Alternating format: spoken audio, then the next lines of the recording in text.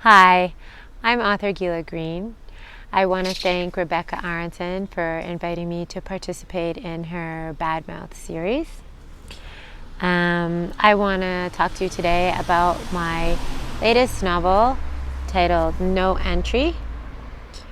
No Entry is a young adult environmental fiction novel that came out in September 2019 with Stormbird Press Australia.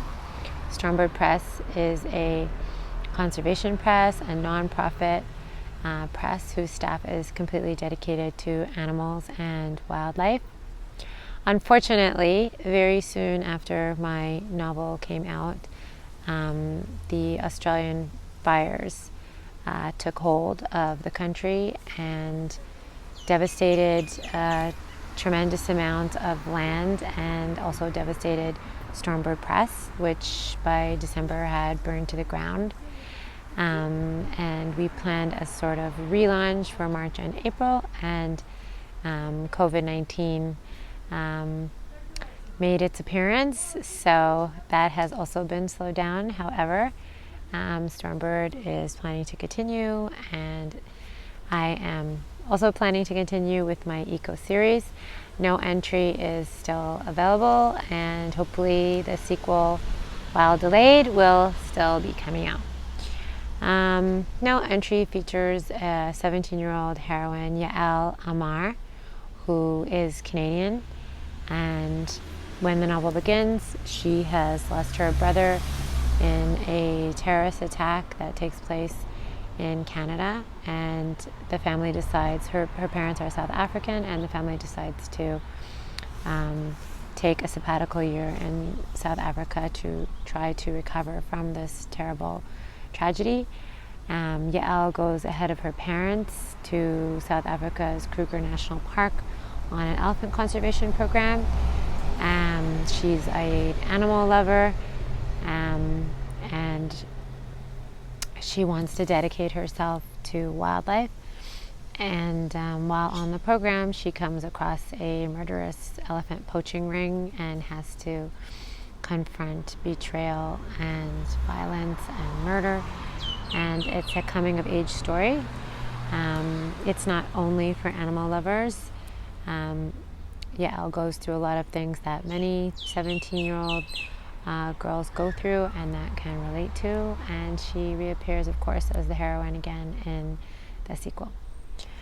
I wrote No Entry because I had written several novels that take place in the Middle East, Israel, also historical fiction, the Ottoman Empire, British Mandate Palestine, modern Israel. I had written some novels that took place in Canada as well, and I was looking for a new landscape, new challenge. I wanted to broaden my canvas as a writer, and I've been to South Africa several times. I have a high exposure to South African culture, and I decided I wanted to write a book that took place in South Africa. I wasn't particularly interested in writing about anything that had to do with apartheid. I felt that the South African authors were doing a great job of covering that issue themselves. And I decided to write about what struck me the first time that I went to South Africa, which was wildlife that I was not exposed to growing up in Canada. And when I started looking into it more, I started reading about elephant poaching and elephant extinction. There are about 55 elephants slaughtered every single day. At this time, there are more elephants being killed than being born.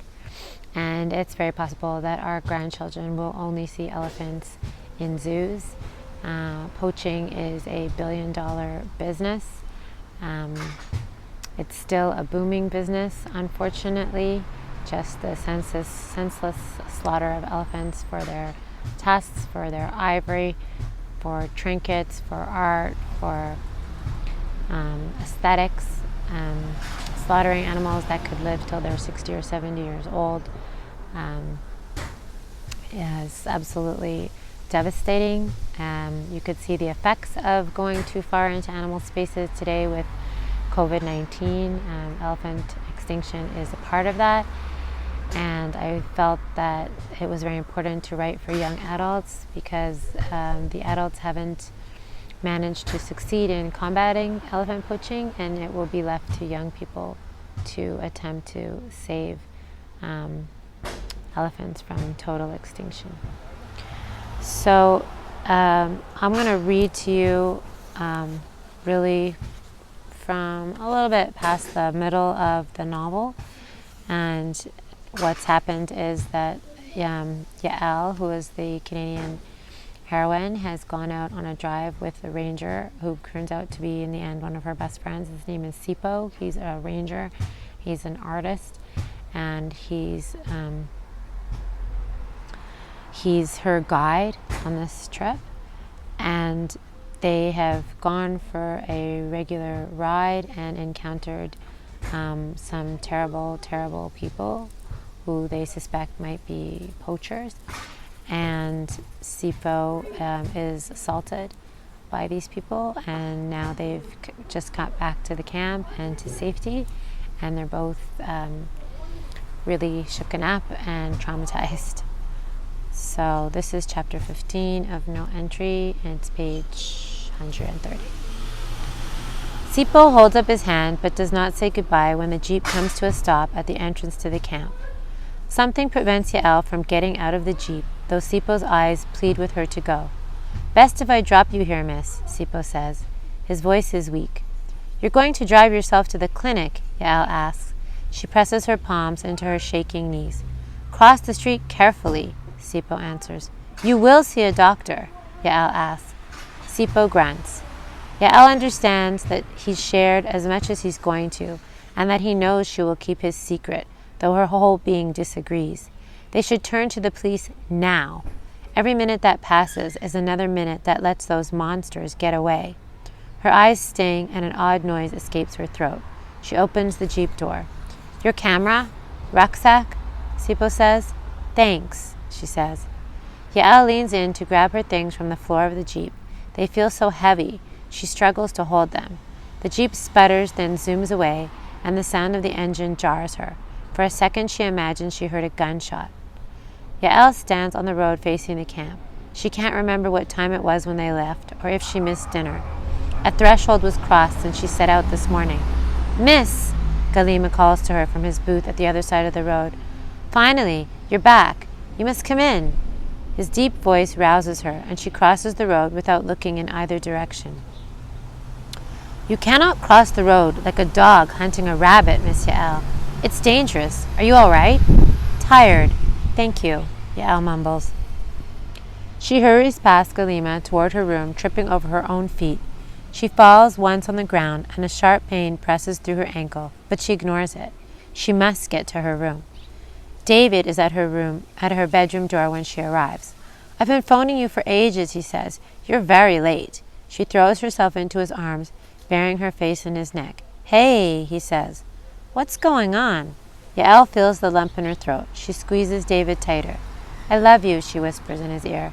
"Love you too," David says. He pulls out of her embrace. "Something happened. Let's talk inside." Yael digs for her key in her backpack and lets them into her room. She drops the backpack and camera as though they're both full of rocks. She slips off her safari shirt, not caring for once David sees her undress. She takes off her pants and throws on her bathrobe. "What are you doing?" David asks. "I have to shower, but I don't want you to go," Yael says. "Slow down. Can we talk for a minute?" David asks. "I can't bear these clothes," she says. She'd burn them if she could, but she doesn't say that.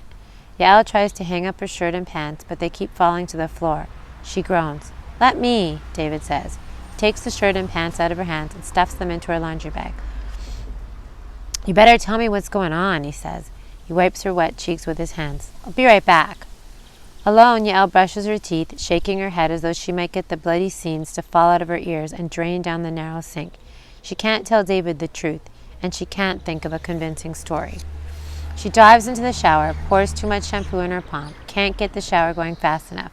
She has no idea how long she stays under the hot spray, but it's way over the 60-second rule. She stays in the bathroom when she's done, her face pressed against the cold tiles, until David knocks on the door. "You okay?" he asks. "Coming," she answers. Yael steps out of the bathroom in her robe and slumps on her bed. Let me brush your hair, David says. Do you feel better? A little. This is a lie, but the truth is between her ribs, in the same place Sipo's bruises must be swelling right now. She hopes he has a lot of ice wherever he is. David rubs leave-in conditioner into Yael's hair gently, as her mother did when she was a child.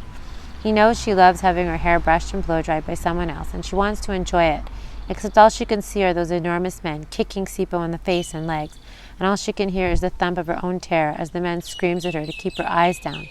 Hungry? Thirsty? David asks.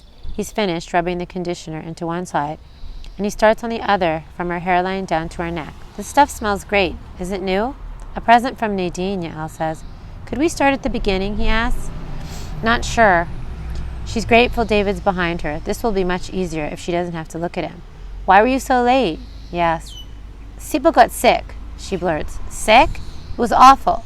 I was so scared. Yael has never lied to David before. She hates doing it now, but she promises herself it's temporary.